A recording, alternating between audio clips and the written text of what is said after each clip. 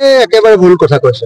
মই শিৱসাগৰত গণসভা কৰিছো, মই শদিয়াত গণসভা কৰিছো, মই ধেমাজিত কৰিছো, ডিগবৈত কৰিলো, লখিমপুৰত কৰি আহিলো, কালি কৰি আহিলো হেৰিয়াত কি কয় পৰহি কৰি আহিলো আপোনাৰ ৰঙানদী সমষ্টি, লখিমপুৰৰ ৰঙানদী সমষ্টি।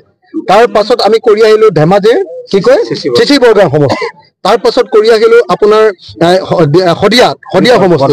তাৰ পাছত কৰি আহিলো আপোনাৰ কি কয় ডিগবৈ সমষ্টিত। তাৰ পাছত কৰি আহিলো আপোনাৰ আমাৰ শিৱসাগৰ সমষ্টিত, হয়নে নহয়? এফালৰ পৰা কৰি আহিছো। তাৰপিছত এতিয়া আছে নেক্সট আছে তিয়ক সমষ্টি, তাৰপিছত আছে মৰিয়নি সমষ্টিত, তাৰপিছত আছে আপোনাৰ যোৰহাট সমষ্টিত, তাৰপিছত আছে তিতাবৰ সমষ্টিত, তাৰপিছত আছে আমাৰ কি কয় এইটো মাহমৰা সমষ্টিত, তাৰপিছত আছে আমাৰ ডিমৌ সমষ্টিত।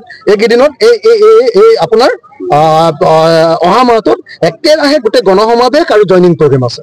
গতিকে আপোনালোকে নিশ্চিন্ত হৈ থাকক যে সংখ্যাগুৰু সকলোৰে অঞ্চলত আমাৰ মিটিং হ'ব, গণসমাৱেশ হ'ব। 2026ত আমি সাম্প্ৰদায়িক বিজেপি, সাম্প্ৰদায়িক AIDF দুইটা দলকে ব্ৰহ্মপুত্ৰ আমি বিচাৰো যে পঞ্চায়ততো ঐক্যবদ্ধভাৱে কংগ্ৰেছ, ৰাইজৰ দল, অসম জাতীয় পৰিষদ, বামপন্থী দলসমূহ আমি 16টা ৰাজনৈতিক দলে একেলগে ইলেকশ্যন খেলো। কংগ্ৰেছে যদি নিবিচাৰে তেতিয়াহ'লে কংগ্ৰেছৰ নিজৰে কথা সেইটো, কিন্তু আমি বিচাৰো যে পঞ্চায়ত ইলেকশ্যন একেলগে খেলিব লাগে। কিন্তু কংগ্ৰেছৰ অলপ অহংকাৰ হৈছে, বিশেষকৈ গৌৰৱ গগৈৰ অহংকাৰটো একদম মূৰৰ ওপৰত উঠিছেগে।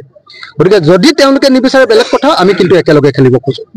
আজি এটা দুৰ্নীতি কেলেংকাৰীৰ কাহিনী ওলাইছে, আপোনালোকে জানে চাগে। সেইটো হ'ল যে আমেৰিকাত এটা কেছ ওলাই গ'ল যে আদানী নামৰ মানুহজনে, আমাৰ প্ৰধানমন্ত্ৰীৰ প্ৰিয় পাত্ৰ 1 নম্বৰ মানুহ, সেই বিজেপি দলৰ মেইন মানে মেণ্টৰ। তো আদানী আমেৰিকাৰ আদালতত প্ৰমাণ হৈছে যে আদানীয়ে 2029 কোটি টকা ঘোষ দিছে, উৎকোচ। সেই আদানীয়ে এজিঅ' নামৰ কোম্পানীটোৰ জৰিয়তে 90 মেগাৱাটৰ বিজুলী অসমকো বিক্ৰী কৰিছে হিমন্ত বিশ্ব শৰ্মা।